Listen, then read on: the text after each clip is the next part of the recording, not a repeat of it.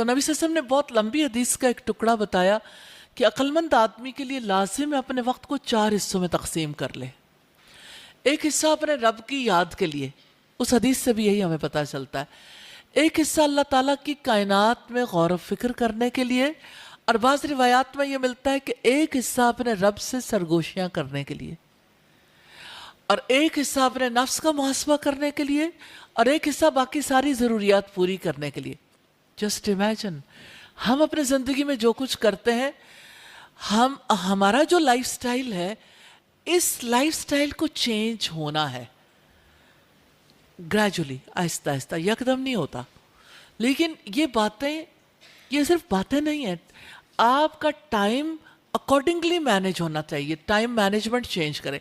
ہماری زندگی میں زیادہ وقت ہوتا ہے زندگی کی ضروریات پوری کرنے کے لیے، اپنی خواہشات کے لیے.